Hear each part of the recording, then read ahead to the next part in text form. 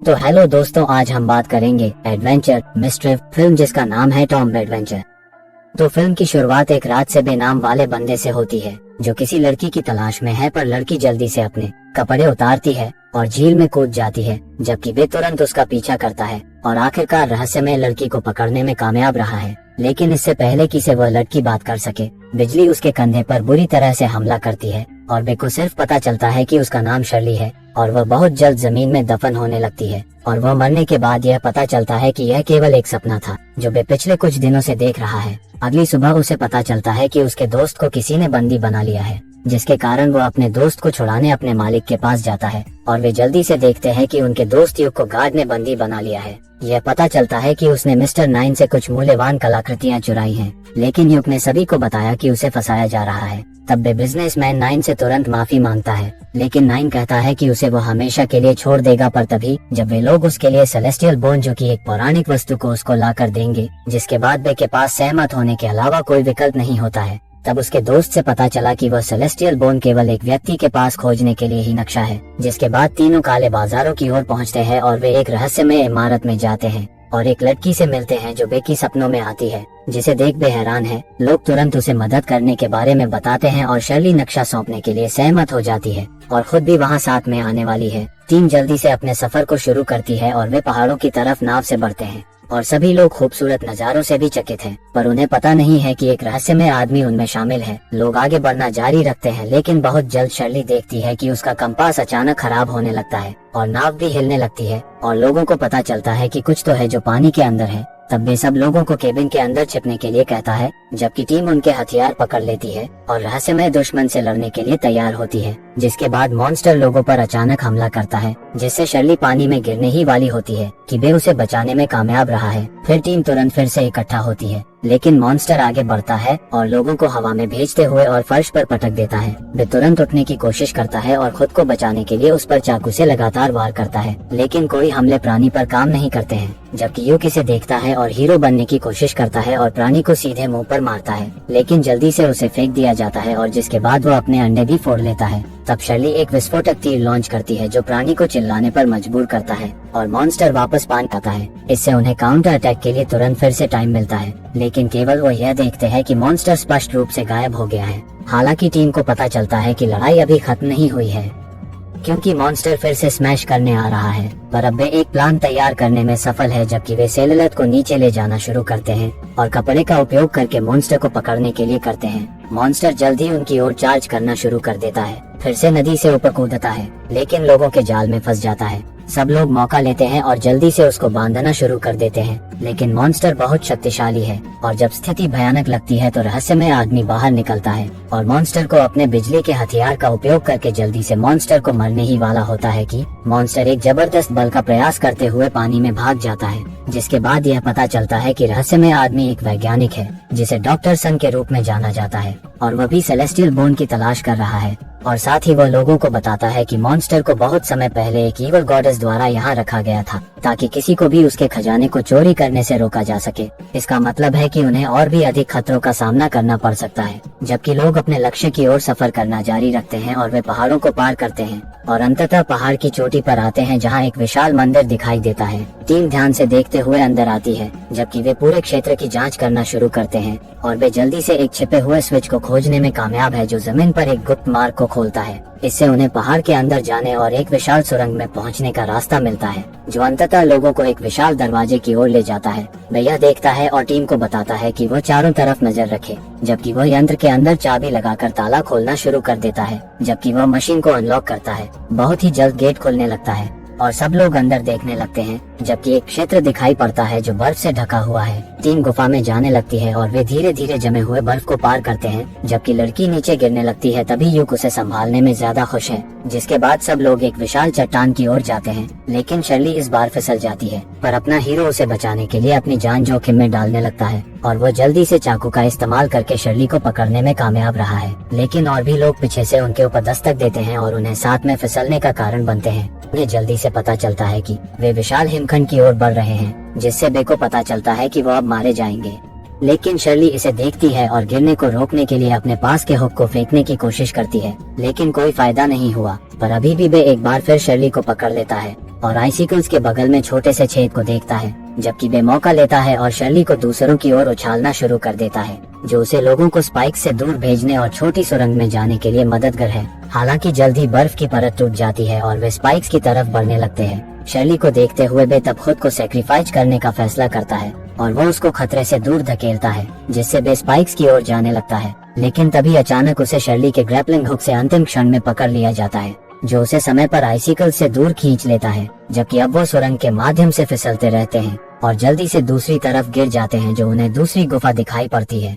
थोड़ी देर बाद खुद को संभालते हुए वे उस जगह में गहराई तक जाना शुरू करते हैं। लोग जमीन पर तब कुछ हड्डियों को नोटिस करना शुरू करते हैं, जबकि डॉक्टर सन टीम को बताता है कि ये हड्डियां इंसानों की हैं, जबकि थोड़ी दूर कुछ ऐसा दिखाई देता है जिनका उन्हें अब तक पता नहीं है। समूह अंततः नक्शे के अनुसार अपने लक्ष्य की ओर जाता है और वे अनुमान लगाता है कि उनके पैरों के ठीक नीचे एक दरवाजा होना चाहिए, और लोग तुरंत उस क्षेत्र को खोदना शुरू कर देते हैं और फर्श की खाड़ी पर एक विशाल द्वार का पता लगते हैं और तुरंत उसे खोलने की कोशिश करते हैं। लेकिन शर्ली कुछ अजीब नोटिस करती है, जबकि वे सभी दिशाओं से घिरे हुए हैं और विशाल भेड़िए उनके सामने दिखाई देने लगते हैं। तब टीम को जल्दी से पता चलता है कि वे अंदर फंस गए हैं और वे अपने हथियार निकाल लेते हैं। तब एक अल्फा सबके सामने आता है और भेड़ियों को इंसानों पर हमला करने के लिए गर्जना शुरू कर देता है, जिससे सभी जीव उनको मारने के लिए हवा में कूद जाते हैं। लेकिन लोग हमलों को करारा जवाब देते हैं और वे पास में मौजूद सभी हथियारों का उपयोग करके भेड़ियों को लगातार खदेड़ते हैं। वो मशालों को जलाने में भी सक्षम होते हैं, जिससे भेड़िए उनसे दूरी बनाए रखते हैं। लेकिन आग थोड़े समय के लिए ही जलती है और बे को पता चलता है कि उन्हें ऊपर की तरफ भागना होगा और लोगों को तुरंत पेड़ की बेलों पर चढ़ने के लिए कहता है, जबकि वो आग की लपटों का उपयोग करके उनको दूर भगाता है और जल्द ही वो रस्सियों का उपयोग करके इसे छत की ओर बढ़ते हैं। लेकिन तब बेलें जल्दी से टूट जाती हैं और उन सभी को नीचे गिरा देती हैं, जिससे रोशनी अंदर आती है और भेड़ियों को जलाती है। उनकी जलती खाल से पता चलता है कि वे सूर्य की किरणों से जलते हैं। शैली तब मौका लेती है और छत पर तीर चलाकर एक बार फिर से अपने हुक को पेड़ पर फंसाने में कामयाब होती है, जिससे उन्हें बाहर निकलने का रास्ता मिल जाता है। लोग तुरंत बाहर निकलने की ओर चढ़ना शुरू कर देते हैं, जबकि हीरो हमेशा पीछे रहता है। हालांकि इससे पहले कि वो ऊपर चढ़ना शुरू करता, सूरज जल्दी से बादलों के पीछे गायब हो जाता है, जो बे को भेड़ियों से लड़ने के अलावा और कोई मौका नहीं देता है और भेड़ी एक के बाद एक उसकी ओर चार्ज करना शुरू कर देते हैं और बे हमलों को चकमा देने की पूरी कोशिश करता है। लेकिन भेड़ियों के अल्फा द्वारा उसे जमीन पर पटक दिया जाता है। लेकिन उसके दोस्त तब आईने की मदद से भेड़ियों पर रोशनी डालना शुरू करते हैं, जबकि तब बे को दौड़ने का मौका मिलता है, जब बे लगातार हमलों को चकमा देने की कोशिश करता है। लेकिन अल्फा इसे देखता है और सभी जानवरों को एक साथ चार्ज करने का आदेश देता है और भेड़िए एक विशाल ढेर बनाते हैं, जो अल्फा को आगे बढ़ने और हमले के लिए लॉन्च करने के लिए एक अच्छा प्लान है। तब एक बड़ी छलांग लगाकर अल्फा उसे पकड़ ही लेता है, लेकिन बे उसे लात मारता है और वह गिर पड़ता है और सब लोग बे को आखिर में बचा ही लेते हैं। जबकि शर्ली जल्दी से बे की ओर दौड़ती है और उसे आंसुओं में गले लगाती है, जिसके बाद पूरी टीम वापस पास के शहर की ओर आ जाती है। जबकि शर्ली बे के घावों पर पट्टी बांधना शुरू कर देती है, लेकिन हैरान है यह देखते हुए कि उसके शरीर पर उसी की तरह का एक अभिशाप का निशान है। जिसके बाद वो पूरी टीम को बताती है कि बहुत समय पहले उसके पूर्वज युद्धों से बच रहे थे और वे गलती से एक दुष्ट देवता की गुफा में भटक गए थे, जिससे अंदर के जीव जाग गए और वे मनुष्यों की ओर बढ़ने लगे। जिसके बाद वे लोगों को उनकी पीठ पर निशान उकेरने के लिए कोसते हुए काला जादू करने में कामयाब हुए थे। जबकि ज्यादा उम्र वाले लोगों को श्राप ने वहीं पर मार डाला और उनके बच्चों को भी उसी श्राप ने जकड़ लिया है और अब सेलेस्टियल बोन ही उस श्राप को मिटा सकता है। लेकिन अब वह खतरों को महसूस करने के बाद वह इसे जारी रखने के लिए मना करती है। हालांकि बे का मानना है कि उन्हें इतनी आसानी से हार नहीं माननी चाहिए, जबकि वह शर्ली के जीवन को बचाने का वादा करता है। लोग फिर से गुफा के पास वापस जाने का फैसला करते हैं, लेकिन इस बार वे दोपहर में जाने का प्लान बनाते हैं, क्योंकि उस वक्त सूरज की रोशनी 30 मिनट के लिए दरवाजे पर रहेगी, जिसका मतलब है कि अगर वे समय पर दरवाजे को नहीं खोल पाते हैं तो वे अंदर ही फंस जाएंगे। जिसके बाद सही प्लान बनाकर फिर से एक बार वे गुफा के अंदर आते हैं, जबकि भेड़िए उनका ही इंतजार कर रहे हैं। जैसे कि अब टीम ने समय बर्बाद नहीं किया और जल्दी से दरवाजा खोलना शुरू कर दिया, जबकि लोगों को जमीन के अंदर एक और परत का पता चलता है और टीम आगे बढ़ने से पहले एक बड़े मकबरे के में हाथी दिखाई देती है। हालांकि बे टीम को रुकने के लिए कहता है, क्योंकि वो उस क्षेत्र के अंदर मोमबत्ती को जलाना शुरू कर देता है, जो कि एक पहेली की तरह काम करता है और वो पूरा स्थान रोशन होना शुरू होता है। बे बताता है कि मंदिर को ज्वलनशील तरल पदार्थों से बनाया हुआ दिखाई देता है, जिससे उस जगह में विस्फोट होने की संभावना बहुत अधिक है। जबकि अब लोग सावधानी से चलते हैं और वे दूसरी तरफ जाते हैं, लेकिन बे गलती से अनदेखे जाल पर कदम रखता है, जिससे वो जगह हिलना शुरू हो जाती है और उन्हें भी समझ में आता है कि कुछ बहुत गलत हुआ है। तभी तीरों का अचानक हमला होता है, लेकिन सभी लोग हवा में कूदकर अपनी जान बचाते हैं। लेकिन वे जल्दी से एक और जाल देखता है जो उनकी ओर उड़ने वाली तलवारें लॉन्च करता है और उनके शरीर को टुकड़ों में काटने ही वाला है। लेकिन अभी भी सभी लोग हथियारों को चकमा देने में कामयाब होते हैं। बहुत जल्द विशाल स्पाइक फर्श पर गिरने लगे, जबकि उन्हें अपने जीवन को बचाने के लिए भागना पड़ता है।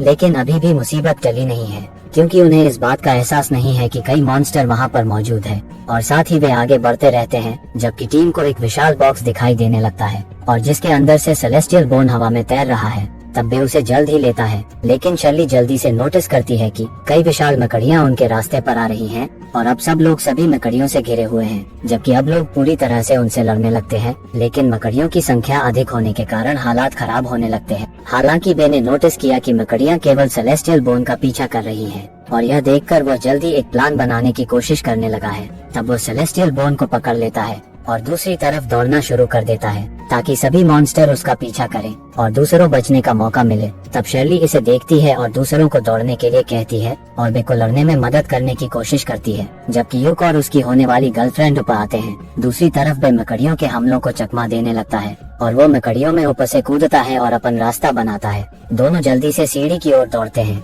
और तुरंत ऊपर चढ़ने की कोशिश करते हैं, इससे पहले कि वो लोग मकड़ियों से बच जाए। मकड़ियां जाले का उपयोग करके शर्ली को जल्दी से पकड़ लेती हैं और उसे सीढ़ी से नीचे खींच लेती है और उसे थोड़ा थोड़ा बांधकर खाने का प्लान बना रही होती हैं। लेकिन वे एक बार फिर नीचे कूद जाता है, क्योंकि वह अपने दोस्त को मरते हुए नहीं देख सकता, जबकि उसने उसे बचाने का वादा किया था, जिसके कारण वो मकड़ियों की ओर भागता है और एक एक करके उनसे लड़ने लगता है और शैली को जल्दी से जाल से बाहर निकालता है। लेकिन जल्दी उन्हें पता चलता है कि उनके पास दौड़ने के लिए अब जगह नहीं बची है। जब उनकी हालत बदतर हो जाती है, तभी जल्दी से उनके दोस्त भी वहां पर पहुंच जाते हैं और उनका बचाव करने लगते हैं। लेकिन इस प्रक्रिया में ऊपर का दरवाजा अचानक बंद हो जाता है। यह महसूस करते हुए कि बचने का कोई रास्ता नहीं, तो डॉक्टर मकड़ियों का ध्यान खींचने लगता है, जबकि युग भी उनको अपनी तरफ बुलाने लगता है। दुश्मन का ध्यान आकर्षित करने की कोशिश में बाकी लोगों को छिपने के लिए जगह की तलाश करने का समय मिलता है और वे स्पाइक्स को पकड़कर विशाल मकड़ियों को रोकते हैं। उसी समय युग शातिर प्राणियों के हमलों को चकमा देने लगता है और चारों ओर गैसोलीन भी डालना शुरू कर देता है।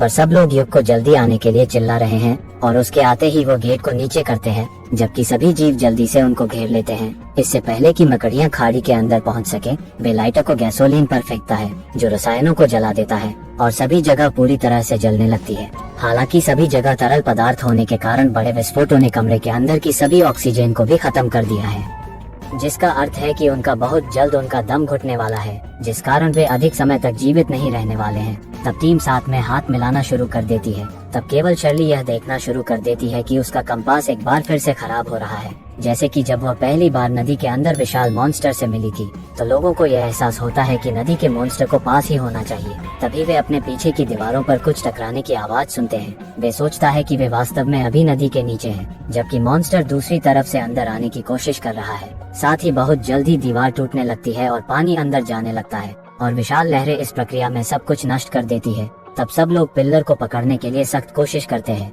जबकि पूरी जगह रहने लगती है और सभी मकड़ियां भी मरने लगती है। तब सब मौका लेते हैं और तुरंत बाहर तैरना शुरू करते हैं। लेकिन बे को पता चलता है कि मॉन्स्टर नदी से उनकी ओर दौड़ रहा है और जब मॉन्स्टर बे को निगलने ही वाला होता है तो चट्टानें उसे कुचल देती है और लोगों को सतह पर वापस तैरने का मौका मिलता है। बाद में टीम ट्रेन में दिखाई जाती है, क्योंकि वे अब घर वापस जा रहे हैं और उस वक्त शैली अपने जीवन को बचाने के लिए बे को धन्यवाद देती है, जबकि उनके सभी दोस्तों ने देवता के अभिशाप को जल्द ही तोड़ने का वादा किया और अंत में उन्हें एक बार फिर से अपना जीवन वापस पाने में मदद की। जिसके बाद बे और शर्ली मुस्कुराते हैं और यहीं पर यह मूवी खत्म होती है। अगर हो सके तो वीडियो को लाइक करें और चैनल को सब्सक्राइब। मिलते हैं अगले वीडियो में। Thank you.